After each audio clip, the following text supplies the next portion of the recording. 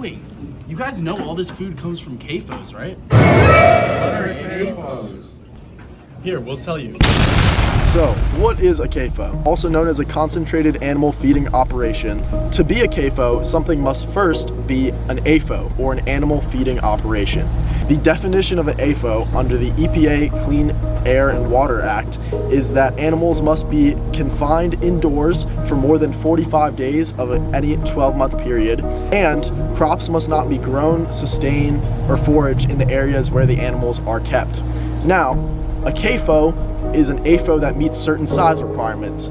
For example, an AFO with more than 2,000 dairy cattle.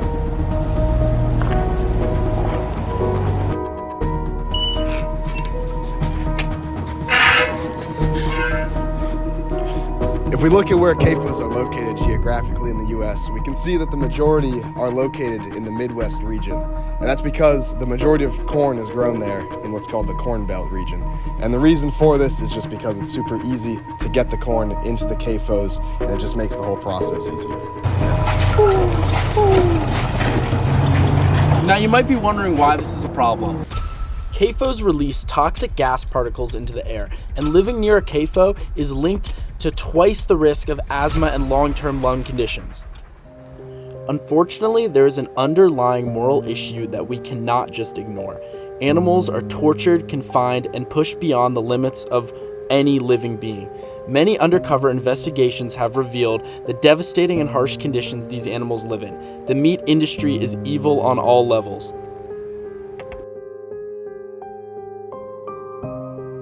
So, CAFOs have a whole bunch of issues. You might be thinking, but what does this have to do with me? In short, it's the way that CAFOs in the meat industry are inextricably linked. Based on estimates from the USDA, 74.9% of beef, 98.6% of pork, 99.8% of turkey, and 99.9% of chicken are raised in CAFOs. So if you eat meat in the US, the bottom line is that it's from a CAFO. Additionally, this problem only continues to grow larger. 107 billion pounds of meat is produced yearly in the United States. As we can see in these graphs, this number is only growing. Meat consumption has been steadily increasing since 1945, and meat production has likewise grown precipitously. Even a small increase in meat production can have a great effect, considering that even a single pound of beef from a CAFO uses 1,675 gallons of water or more, according to the Beef and Cattle Institute. This totals out to 70 trillion gallons of water, or about half of Lake Erie, every single year. The main reason for this water usage is the feed that the animals eat.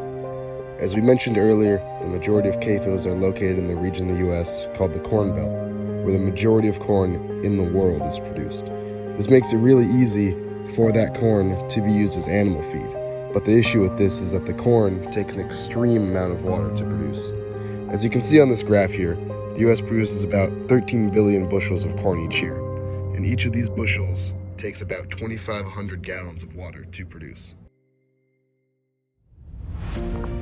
Instead of relying on large-scale CAFOs, we can shift to already existing sustainable practices to produce dairy and especially meat. So, we set out to visit one of these facilities, the UVM Cream program located right on Spear Street. So here we are at the UVM dairy farm, which is an example of sustainable farming practices. Hey buddy! UVM Cream program, which is the dairy farm right here on Spear Street. So what this can look like in practice. By focusing on efficient resource use like recycling water, improving herd health, and carefully managing waste, farms like the UVM Cream facility can reduce their environmental impact while still producing food. It's not perfect, but it's a step towards a more responsible system. As consumers, we also play a role in shaping that system. Choosing to buy from local farms helps support smaller scale, more sustainable agriculture. Even simple changes, like eating less red meat, can significantly reduce environmental pressure. So next time you shop or eat, think about where your food comes from. Local farms almost always have a smaller water footprint than large CAFOs. So next time you're at the supermarket or ordering a burger, consider the water footprint that you're having, because it is larger than you know.